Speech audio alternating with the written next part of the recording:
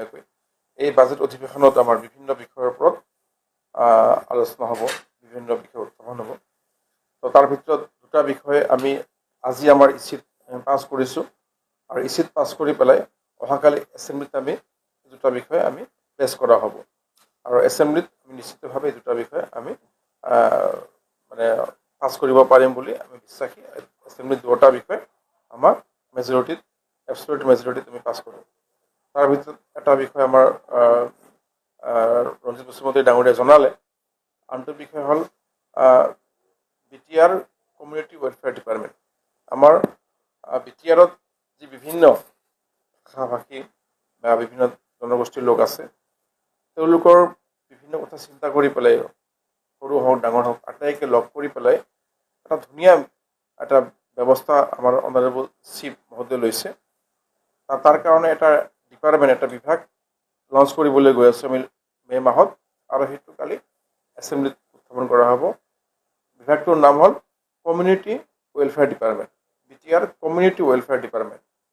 বিভিন্ন কমিউনিটিত বসবাস কৰি BTRত প্ৰায় 26টা কমিউনিটি ইতিমধ্যে নিৰ্ধাৰণ কৰা হৈছে, সৰু ডাঙৰ মিলি পেলাই।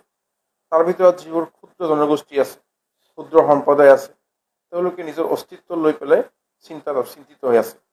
তেওঁলোকে বিভিন্ন নিজৰ ভাষা, সাহিত্য, সংস্কৃতিৰ যিটো মানে উত্থান, সেই উত্থান তেওঁলোকৰ নাই। তেওঁলোকে সেই ডিপ্ৰেশ্যনত তেওঁলোকে নিজকে এলাগী বুলি অনুভৱ কৰে।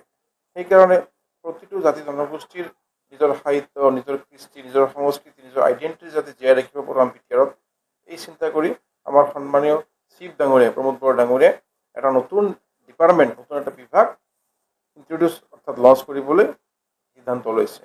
আৰু এইটো এটা খুব সুন্দৰ প্ৰয়াস, যাৰ দ্বাৰা আমাৰ BTRৰ বিভিন্ন ক্ষুদ্ৰ ক্ষুদ্ৰ কমিউনিটি বা ডাঙৰ যিবোৰ সম্প্ৰদায় আছে, সৰু ডাঙৰ সকলো সম্প্ৰদায়ৰ মাজত এটা ঐক্য, এটা সমন্বয়, এটা বিশ্বাসৰ সৃষ্টি হ'ব। কাৰণ কিছুমান এনেকুৱা সম্প্ৰদায় আছে, তেওঁলোকে নিজকে আজি হেৰাই পেলাবলৈ গৈ আছে।